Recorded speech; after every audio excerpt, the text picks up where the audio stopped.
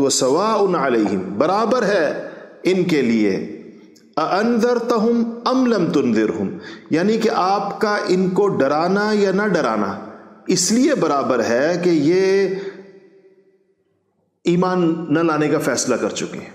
انہوں نے ایمان کے لانے کے لیے، ہدایت کے پانے کے لیے جو کوائف ضروری ہیں، جو ایک کوالیفیکیشن چاہیے، جو ایک کرائٹیریا چاہیے، جو ایک ایلیجبلٹی چاہیے، وہ ان میں نہیں ہے۔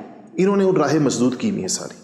تو ہدایت کوئی ایسی چیز تو نہیں کہ اللہ جل شانہ کسی کے منہ پر، ماتھے پر دے مارے۔ ہدایت کے لیے تو کوئی انسان میں کوئی ایبلٹی ہونی چاہیے، انسان میں کوئی صلاحیت ہونی چاہیے۔ نبی کریم صلی اللہ علیہ وسلم کا ہمدردانہ پیغام، مشفقانہ پیغام، خیر خواہانہ پیغام پورے مکہ کے لیے تھا، لیکن کسی کی قسمت میں ہدایت تھی اور کسی کی قسمت میں نہیں تھی۔ سارے سرداران قریش کے لیے آپ ایک دیکھیں، آپ نے اللہ تعالیٰ سے حضرت عمر اور ابو جہل میں سے ایک بندہ مانگا، کہا جو اللہ تجھے زیادہ پسند ہے۔ مطلب یہ تھا کہ ان میں سے جس کی جو ہدایت کے لیے کوالیفائی کرتا ہے، یا اللہ اس کو تو اسلام کو اس کے ذریعے سے عزت عطا فرما۔ وہ سیدنا عمر فاروق میں وہ صلاحیت زیادہ تھی، ابو جہل میں عناد زیادہ تھا۔ ابو جہل کا یہ جملہ اس کے سارے مزاج کو بیان کرنے کے لیے کافی ہے۔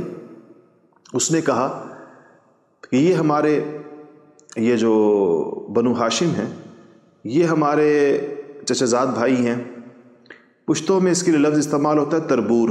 تربور کہتے ہیں ان چچا زاد بھائیوں کو، عام طور پر جن کے ساتھ ویسے تو چچا زاد بھائیوں کہتے ہیں، لیکن یہ ایک خاص قسم کا کردار ہے تربور ہونا۔ اس میں ایک معاصرانہ چشمک ہوتی ہے، ایک دوسرے کے ساتھ ایک مقابلہ بازی ہوتی ہے، چیزیں ہوتی ہیں۔ تو انہوں نے کہا، ابو جہل نے کہا کہ مجھے پتہ ہے کہ یہ نبی کریم صلی اللہ علیہ وسلم کے بارے میں کہ یہ نبی ہیں، لیکن یہ ہمارے چچزاد بھائیوں کے کبھی خاندان سے ان کا تعلق ہے، ہم نے ہر چیز میں ان کا مقابلہ کیا۔ انہوں نے اگر بہادری کے جوہر دکھائے، ہم نے بھی شجاعت کی داستان رقم کی۔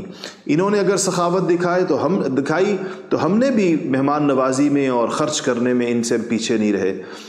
جو اچھا کام جس کی معاشرے میں تعریف ہوتی ہے، جو معاشرے میں اچھا سمجھا جاتا ہے، ہم ان کے ساتھ برابر رہے، ہم ان سے ہارے نہیں، اس میں نہ بہادری میں، نہ سخاوت میں، نہ دیگر مکارم اخلاق میں۔ اب یہ کہتے ہیں ہمارے اندر نبی آ گیا تو ہم ان کا مقابلہ کیسے کریں گے؟ ہم بھی اب نبی لائے ہیں، کیا کریں؟ ادھر سے آپ اندازہ لگا سکتے ہیں کہ اس نے نہ ماننے کو ٹھانی بھی تھی۔ یہ اس نے نہیں کہا تھا کہ میں ان کو نبی نہیں مانتا، مجھے اس میں کوئی اور اشکال۔ اس کا مطلب یہ تھا کہ نبی مان کر تو ہم نیچے ہو جائیں گے، اب ہیں بھی تو ہم نہیں مانیں گے، اگر ہیں بھی تو ہم نہیں مانیں گے۔ یہ وہ رویہ ہوتا ہے جس پر ہدایت نہیں آتی۔